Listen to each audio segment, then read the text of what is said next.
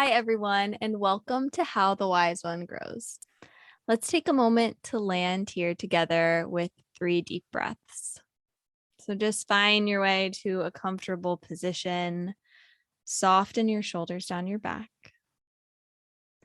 Inhale, fill your chest, fill your belly with air. And exhale, open your mouth, let it all out. Inhale, the chest, the belly expand. Exhale, open your mouth, let it all out. Again, big inhale.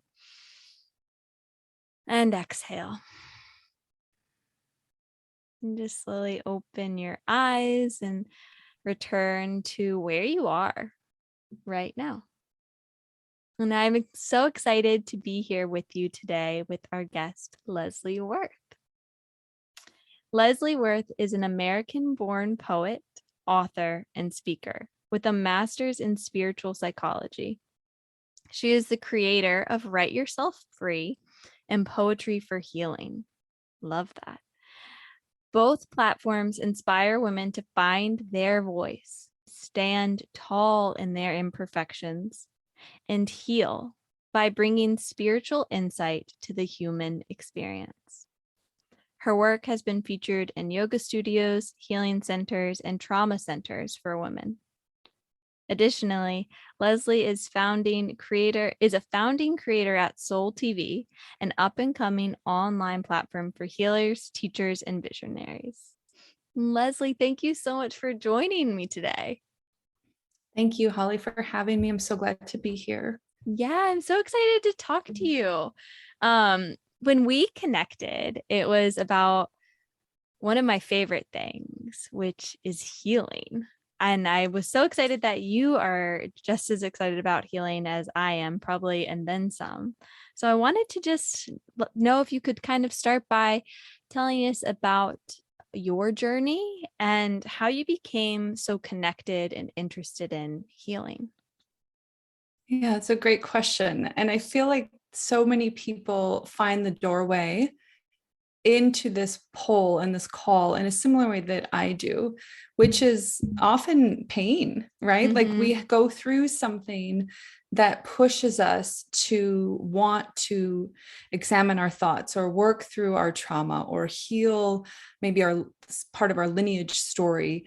But it's ultimately something that we're experiencing that is uncomfortable, that we want to move through and find greater liberation. So for me, it was definitely the case starting pretty young.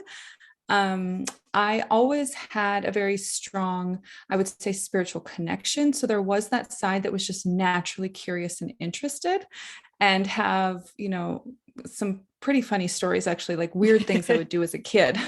What are some of the weird things? Like prayed in the bushes and like really strange stuff.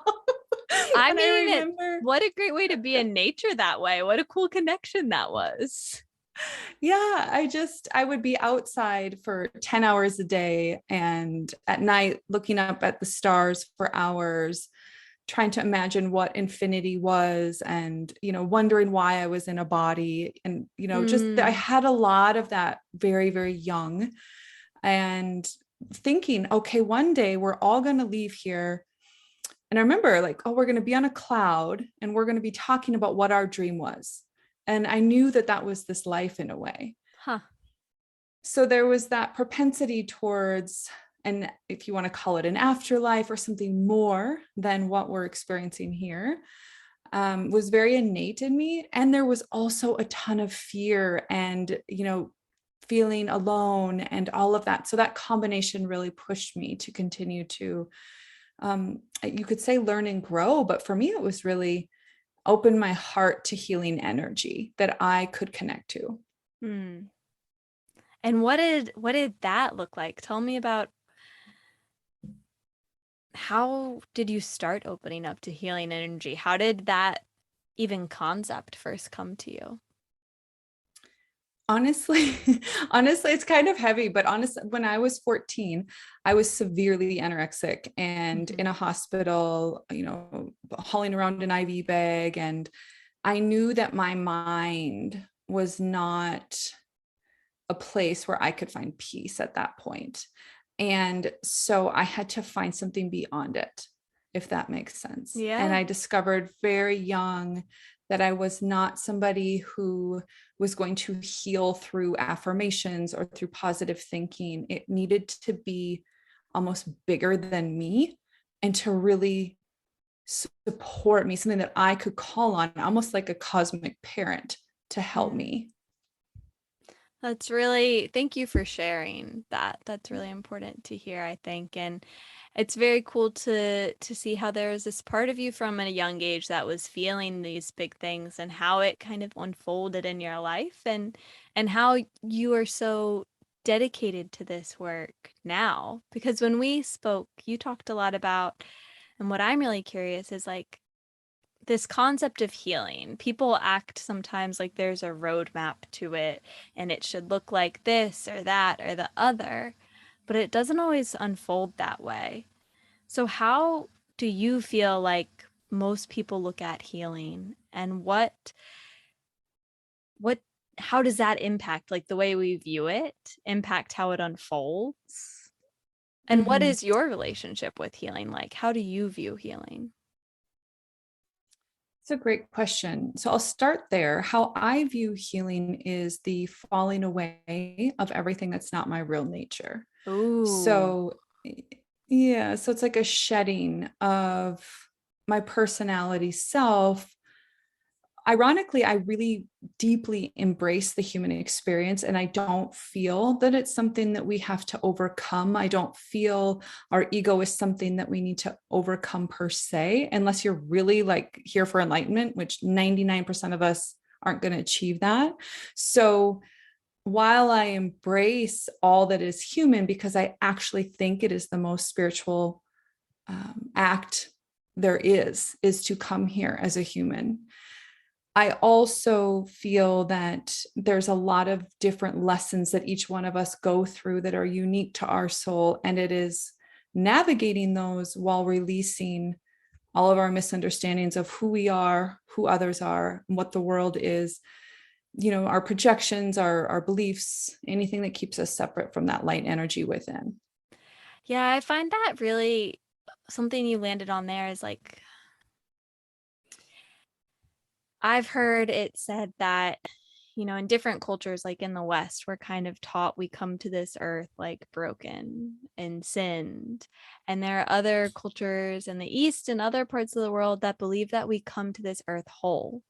And rather than, it's kind of like you said, like rather than trying to spend this life fixing some part of yourself, like having that as the base of why we're here, when we hold the belief that we come here whole already, it becomes just what you said about that remembering of you and your true nature and like unpeeling all those other layers, all those social, cultural things that get pushed on us that aren't actually who we are inside.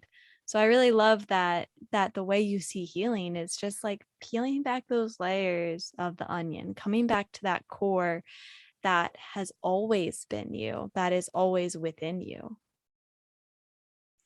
Absolutely. And I think too that we have to, each one of us gets to define what healing is for ourselves and Mm, what it means for us, because it doesn't, there's not one definition, just like there's not this clear definition of love.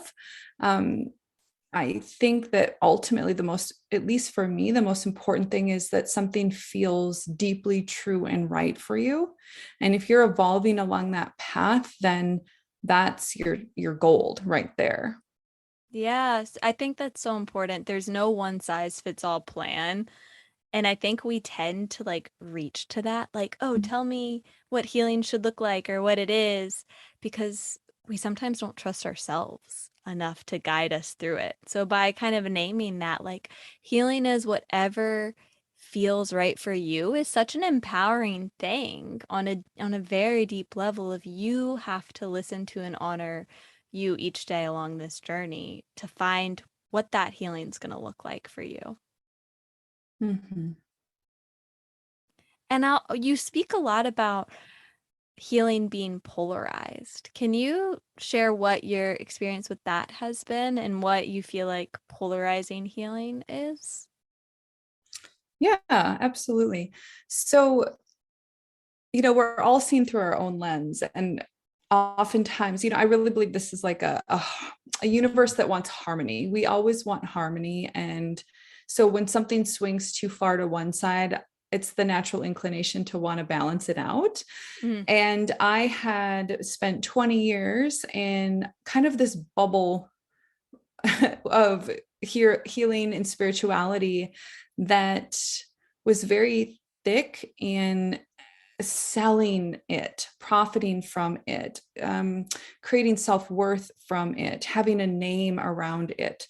And through that, while I have a lot of respect for healers and practitioners, there was a big discrepancy, or a big distance, I should say, between people I found that had the right marketing plan for their business and the people that were truly humble and really serving the divine from a pure, authentic place. And I found they had so much power within them that it was incredible.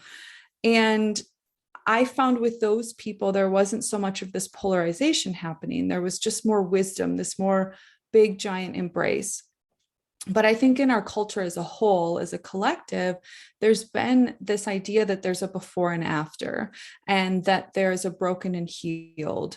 And our minds do that. Even if I go back to that story of being anorexic so young, it was like, well, I'm messed up if I'm anorexic, and I'm healed, and now I'm a better person if I'm not, and I can help other people. And it's the way that our minds internalize this message that if we're on that journey, that we're supposed to arrive somewhere, instead of understanding that the journey itself is actually cultivating the states of being inside of us, such as surrender, courage, a willingness to grow our muscles of humility, determination. Those to me are really what the healing is, not so much about the before and after.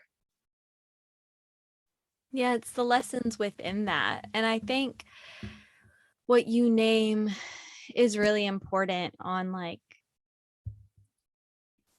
our minds. We train our minds to experience things in these boxes, like healed and unhealed, before and after, problem, solution. That's just like the way we are, in school. That's what they're telling you, like cause, Mhm. effect, X and Y. That's the way it goes.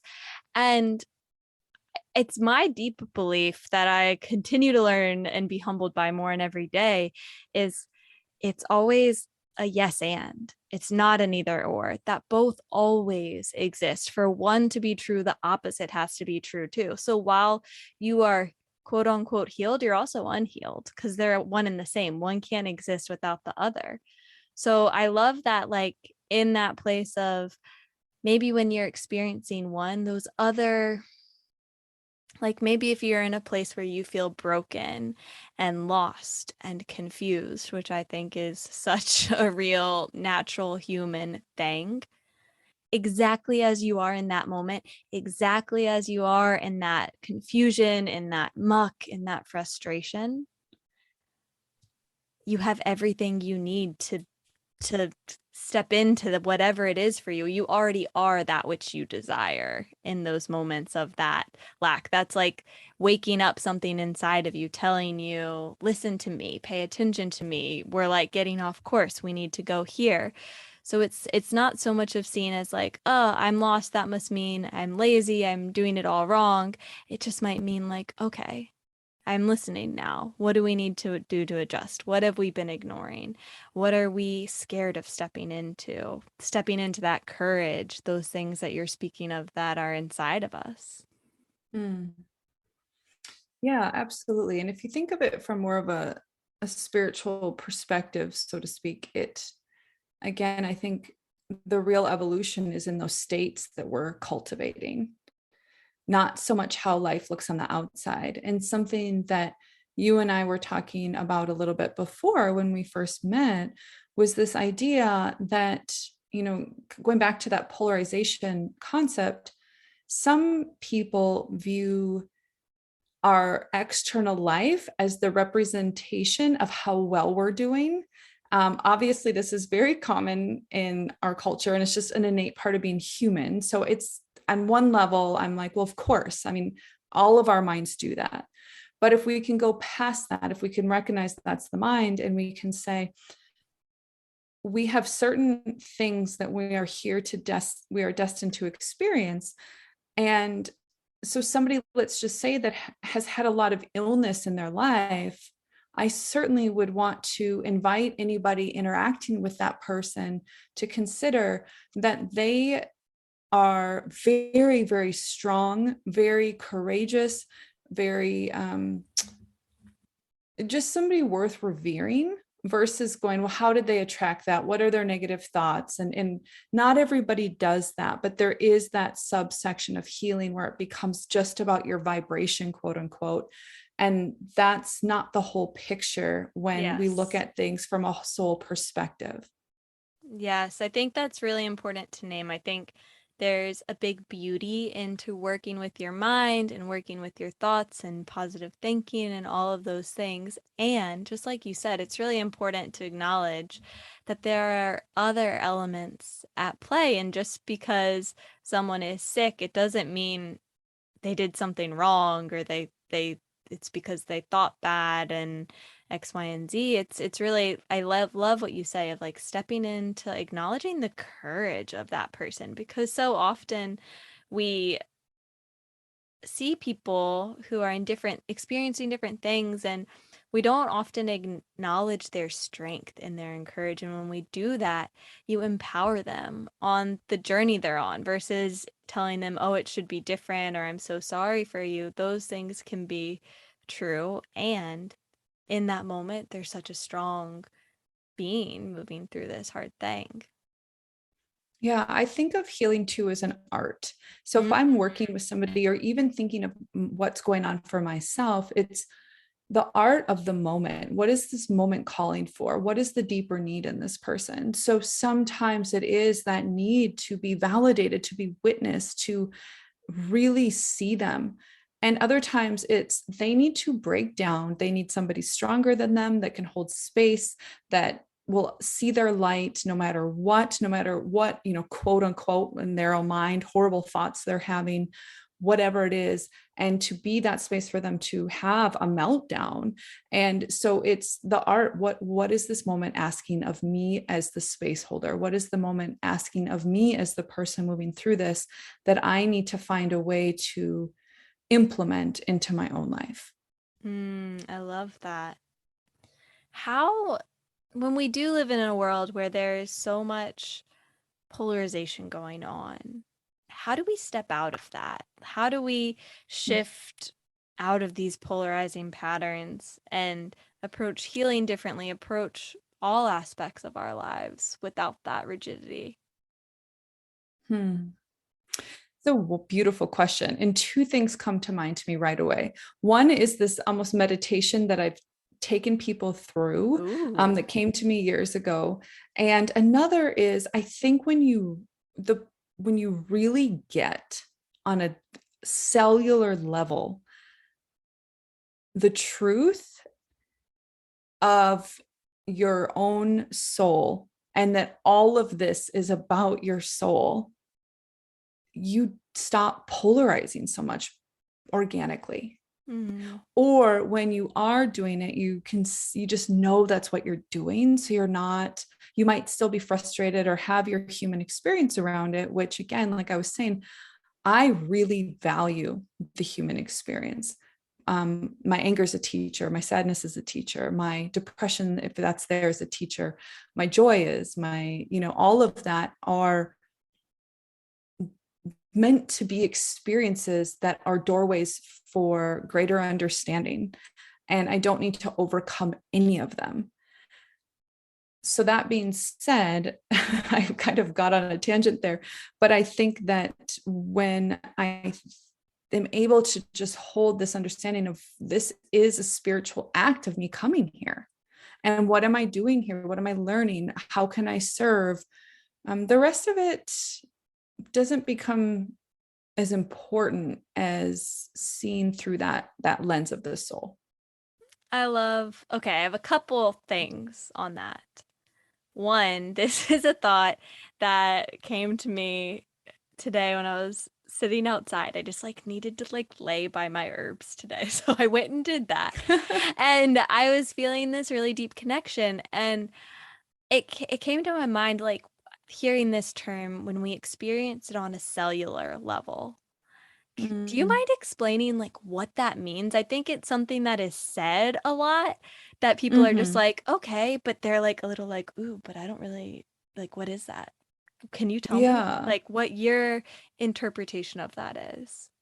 Yeah, when I use that sentence, I mean it from I have gone through something and it's changed me to the core. So now I view myself in life differently. So it's fully integrated all the way down to the cellular level.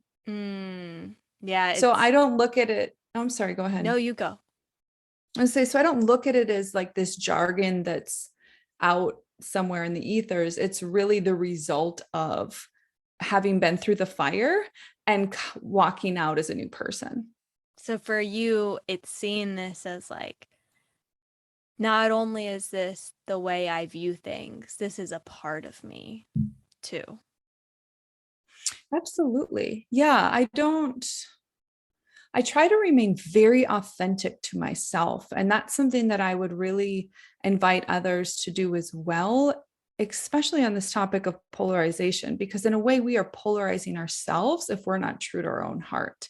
So I would rather sit in a conversation with somebody and just be like, yeah, I'm jealous. I don't know. I can't get over this. And really just be real Yeah. than pretend I'm not that so that I can wear the queen, crown and be the healing goddess, oracle, whatever, and get some sort of validation from that.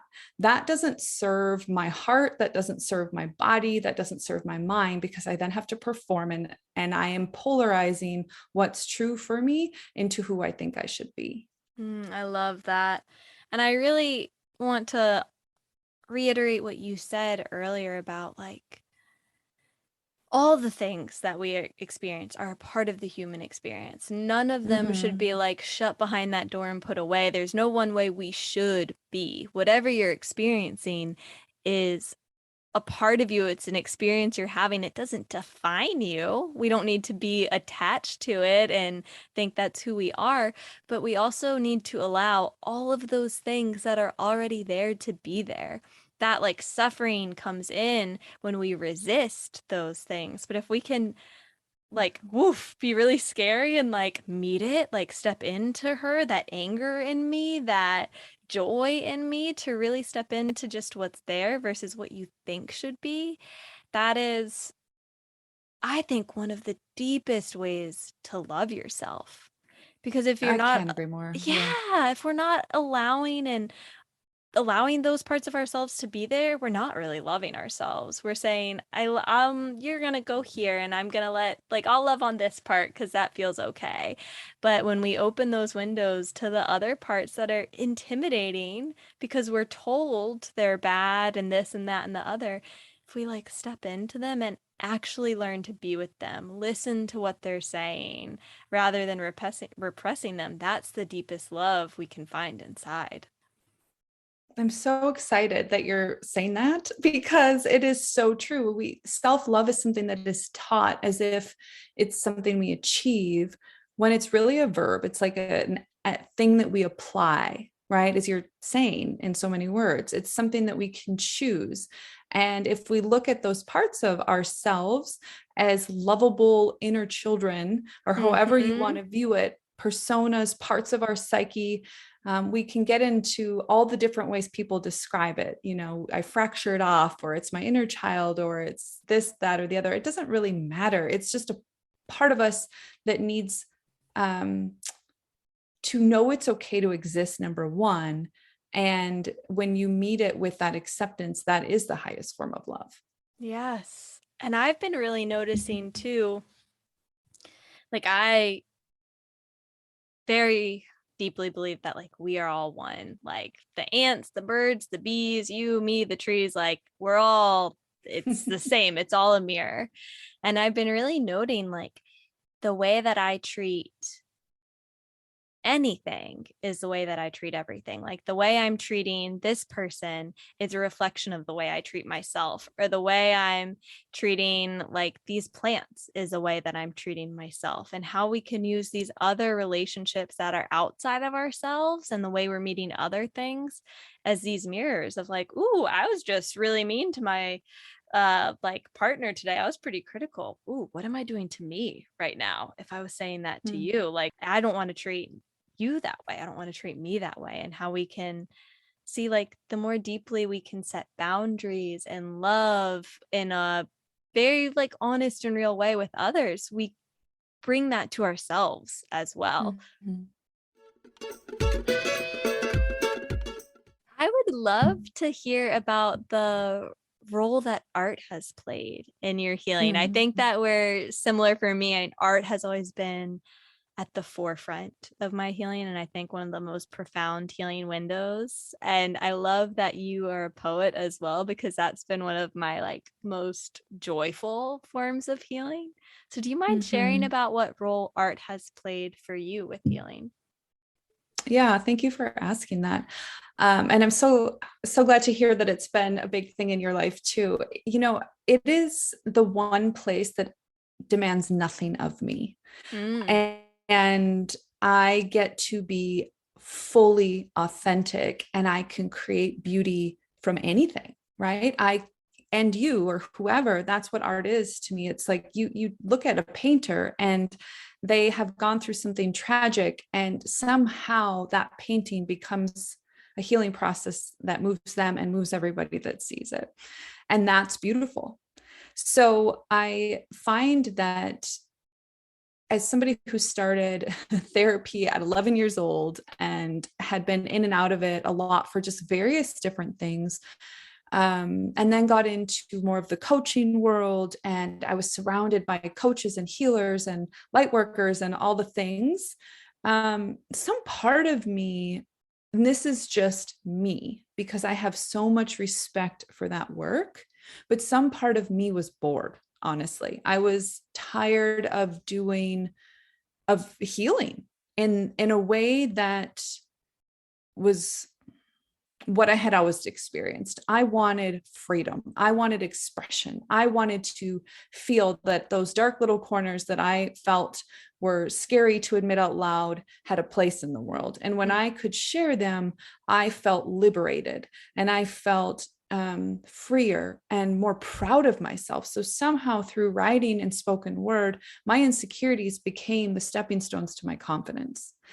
And I think that it really is a place where more of the collective agreement is it's not asking you to arrive anywhere, and it just wants the truth of the moment. It wants your real heart.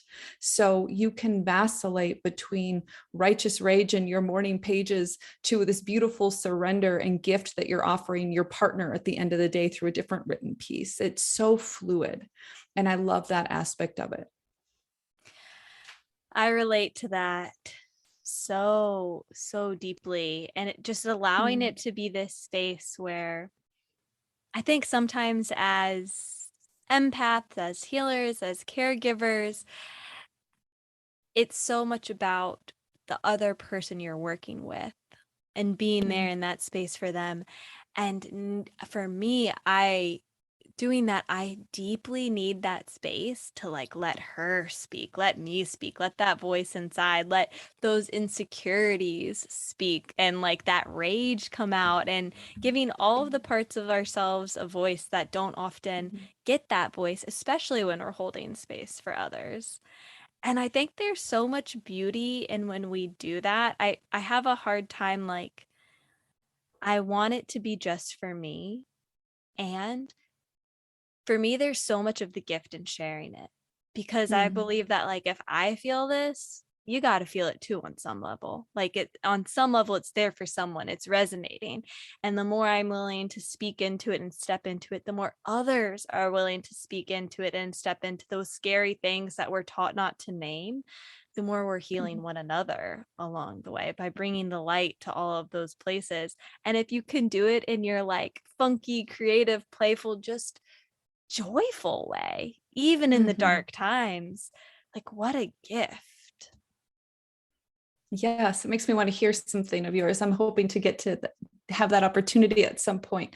But I'm thinking that, um, you know, if I think about the listeners and I think about people who might be interested in poetry and spoken word and writing and art, I have found, at least for me on my social media channels, I get messages from women. How do I tell my story? How do I be more vulnerable? I'm afraid that if I put this out there, I'm going to experience more gaslighting or more. They have so much fear of expression. And so it's about the expression itself becoming the healing balm. Because when you can get over that hump, your heart opens. And I really think that an open heart and telling the truth, not oversharing. The truth can be um, so many different things. It can be so many different things. But those two things are the fast track to transformation. I totally hear that. And I think for me, one of the like deepest ways I have loved myself is when something scares the shit out of me. And it's like, I want to do it, but I'm so scared to do this. Like, I can't believe I'm going to do this. I can't believe I'm going to do this. And when I Yeah. do it anyway, because to me, it's like, once I have that thought, if I don't do it, that's an act of harm against myself. That's letting the voice that says you're not enough, you're Mm. stupid, whatever that like mean girl or mean person soundtrack is, I'm letting that voice get louder. But when I take a Mm. step into like, yeah, this scares the shit out of me. I don't want to do this, but I like have to do this to prove it Mm. to me to love myself. I mean, that's starting this podcast was like the scariest thing. Like so scary. But in doing it and each time I show up for it, it's like, you know what? We're going to love ourselves a little more deeply today. We're going to learn how to honor this voice and let her speak and tell her that she is worthy, that she is enough, that she has something to say and be heard. And I think that's like one of my biggest bits of advice for people listening is like that thing that scares you. Like let that be a window for loving yourself. I've never heard, I'm a little bit in shock because I've never heard anybody else say this besides me, and I love it. It's that there is a little bit of a, if you have this personality type, there's a little bit of a high for help for that push. Yeah. And really having a safe place to do it too. I mean, and it's not again, speaking of, we've been talking about this as a theme, but this polarization, it's not a before and after. It's not like, oh, now I'm fully expressed and I never have insecurities, or I finally did it. It's like, what's my next little tiny toss? What's the next little thing I want to do? And following your heart, Yeah. just really following your own heart, and which ties right back into what is healing mean for you. And I hope it's okay to share this. It's a little bit of a side note, but a lot of indigenous cultures believe that the seat of the soul resides in the heart. And a lot of different teachers, like from India or different places around the globe, and maybe this is even within Christian teachings, I'm not sure, but that you can hear the divine through your own heart. So, in my opinion, it isn't just, again, like this phrase, it is a path to your heart being your compass. And how that shows up for different people can be through felt sense. It can be through, do I feel expanded or contracted?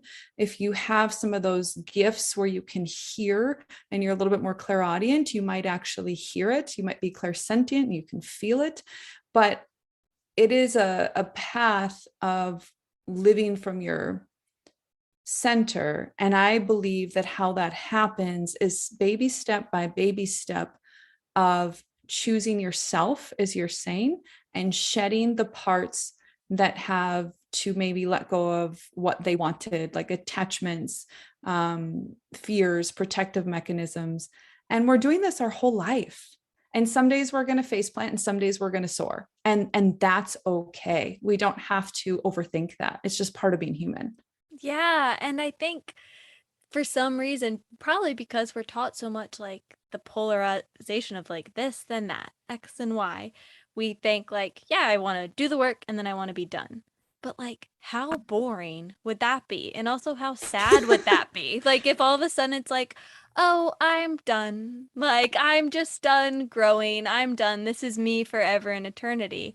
It's like, I mean, it's it's a double-edged sword, but it is a great gift that like every single day that you wake up, you can get to know yourself more deeply. You can get to know the divine through knowing yourself more deeply. You can get to know all of these things and grow in all of these ways. And every day something new can arrive. Every breath you get that chance again.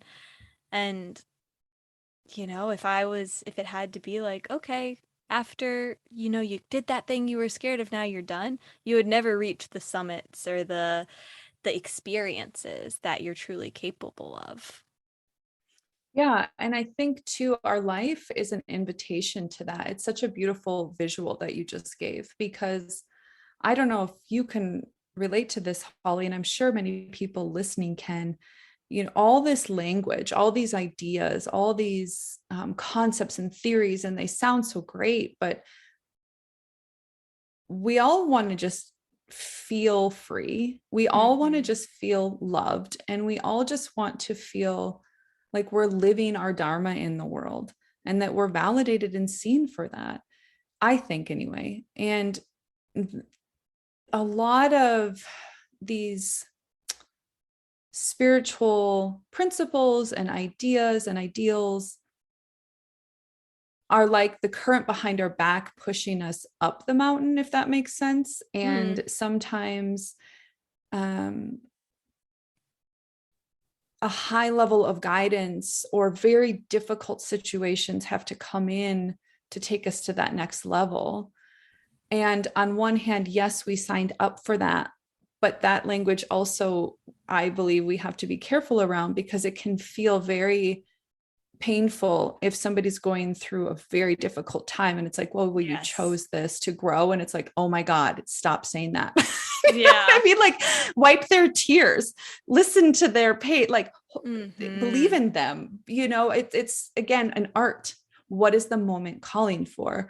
Generally, understanding the soul lesson is pretty far down the line. First, we have to go through our emotions, we have to go through our mental beliefs, we have to go through some sense of stability. And then you start to look back and go, oh, or you go, okay, I'm ready now to see what this is calling me into. I get it. I get this now. I get it.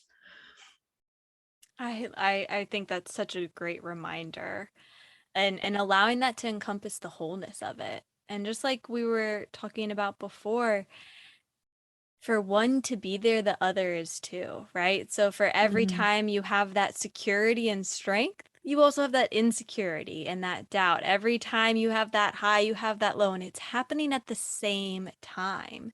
It's just which ones maybe are more prominent at the moment, but allowing yourself to honor both and allowing yourself to ebb and flow between one and the other. It's not like, oh, I am like rocking it right now. I'm going to keep going, keep going, keep going. It might be like, I feel strong. Oh, now I feel like shit again. Like, okay, I'm going to honor that too. I'm going to listen to her right now, and then I'm going to step into her over here later. Like just playing with the ebb and the flow and doing that for the people in your life too. Just acknowledging Mhm. truly what is. Sometimes we feel that loving someone when they come to us is trying to like fix it for them or help it or say something that will make it better. But oftentimes, knowing our own boundaries, knowing that's not necessarily in our capacity and ability, and sometimes the best, most loving, healing thing we can do is sitting with someone in their pain, acknowledging what is, allowing them to feel it. One of the most beautiful moments of my life was when I was living in Nashville.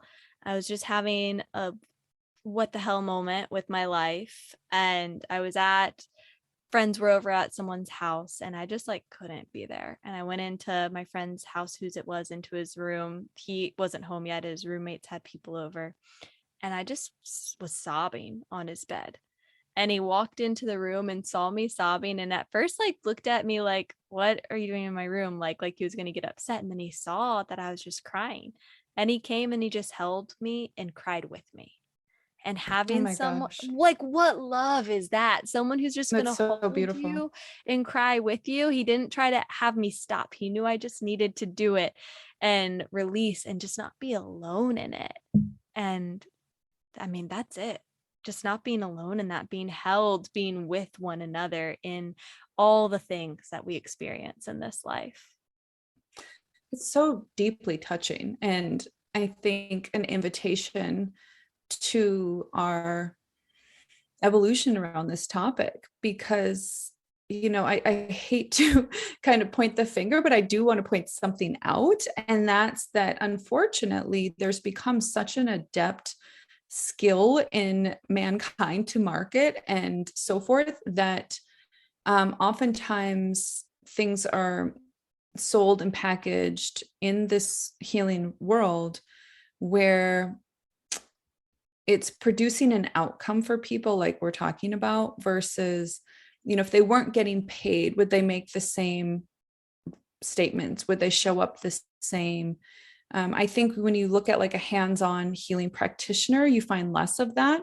But with courses and programs and things like that, it can become so saturated with this idea of what healing's supposed to look like and what the outcome is supposed to look like and how you can be there too. And am I before, am I after? And there's nothing wrong with it in of itself. But what matters is again, that purity of heart of the practitioner. And I was in the coaching world for a while and I left for two reasons. One, I left because I needed to for my own self and I was going through some health things. But the other one was as I looked around, I actually could feel this collective agreement of, I'm going to say the things that are going to get me the sales, but then lie to myself and say that it's because I can really help the person. Sometimes that's the case, but sometimes it's not. So for me, it's always about how honest with yourself are you? And if you get to the point where if you would be behaving differently or saying something different when money's on the line than when it's not, I think that's a nice pause point to reflect on where the integrity is there. Yeah, and I think it's a really challenging thing to navigate Mm-hmm. in this world that we're living where everything is a commodity, everything is a market. It's hard because there's the element of like there's this gift I want to share. And like we are human beings with human being needs and wanting to have a life, and how can we be authentic in that? Like having conversations like this hold space to hopefully reframe the rhetoric and reframe the belief about these things so that when people are honest with you, it's like, okay, now that's what I want to invest in. Someone who tells me that, like, okay, I hear you, like, I know this and I don't know that. People who will acknowledge they're not knowing, I think, are some of the ones like that I want to work with the most, because then you're continuing to go through that path, to do the work, to learn and grow in new ways. And it's a constant evolution and it's an unfolding process versus it's not going to be just that end result that's put out there so often. Yeah, and it's really a beautiful and proper, so to speak, I don't know what word to use there, but thing to charge what you're worth and all of that, that's, I don't want to come across as if I'm saying that people should be martyrs in their Mm-hmm. profession and poor.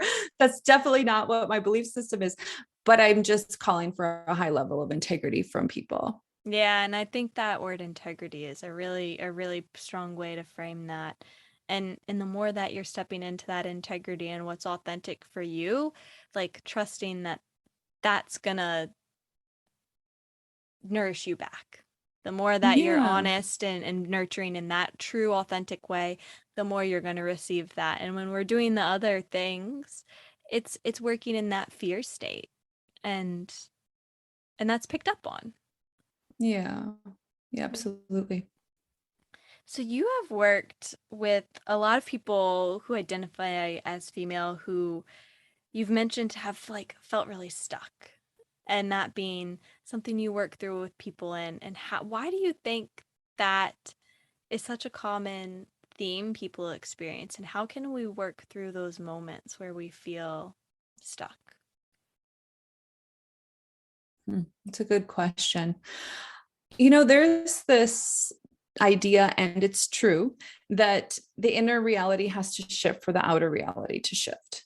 And I have learned that oftentimes, if you take action before the inner reality shifts, the inner reality will follow suit. Mm, So if somebody's really stuck and they keep doing inner work and they keep doing inner work, I would say, let's do something different. I want you to go, like you were talking about, put yourself on that stage, try it, write that article, write that piece that tells you, do something, see that you don't die, see mm-hmm. what comes up for you, spread your wings, and you will start to experience a shift on the inside from that. And also, I think that a lot of the stuckness for most of us is fear of what the outside world is going to do. Maybe people won't show up. This won't work. It's going to be rejected. There's something like that. And we're all navigating that on some level in some area, usually, right? That's why so many really successful coaches have coaches, because they're also experiencing that. And so it really is a little bit of both. But my first knee-jerk reaction to your question is try taking an action when there's inaction, even if it's a small one. I feel as if a part of the reason we get stuck is this whole concept that there's a destination anyway. Like, I think that if we fully allow ourselves to acknowledge that it's going to be this ebb and flow, this constant fluctuation, that there is no end result, we can kind of unstuck ourselves because we get a little less crippled by it and have maybe a little less pressure on it. And it's more, this is the experience that's happening right now. Like maybe I feel ugh right now, but here's the other side I can step into, or here are the other parts of it, or maybe I just need to sit in the muck for a minute and let myself be Mhm. with that until I'm ready to not be with that.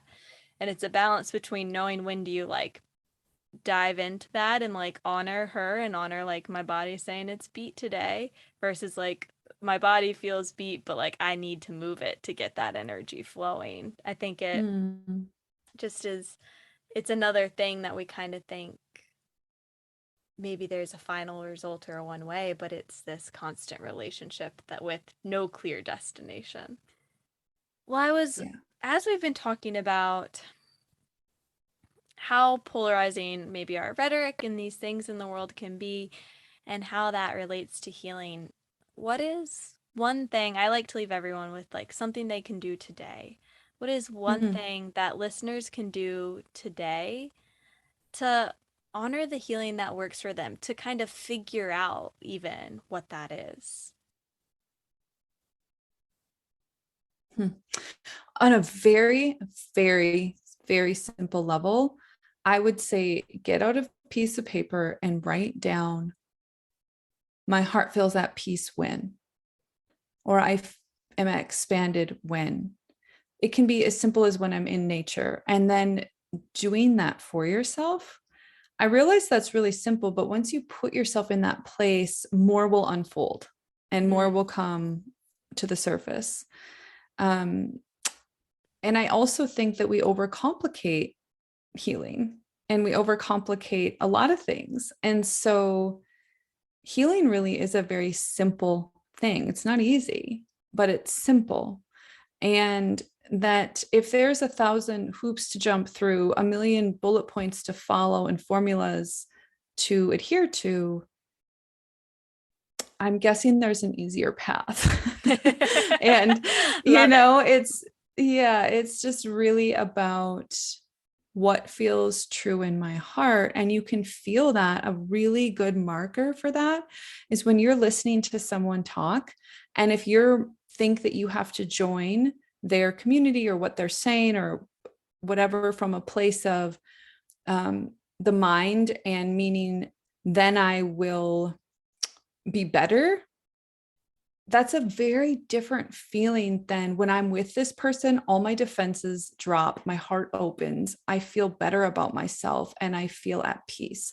That's your indication that that is a good path for you. The body almost always sighs in relief when something's beautifully nurturing and true for us.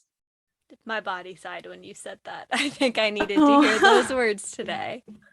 I'm good. Well, how can people continue to support you and your work? I know you have a few things coming up that I would love to have people connect with. Yeah, absolutely. So my website is my first and last name, which even my friends get wrong. So I'll spell it out. It's LesleyWirt as in Thomas H, lesleyworth.com. That's a great way to reach me. It's got my upcoming programs, it's got my mentorship processes and applications for that. Then I'm also on Facebook with my first and last name again.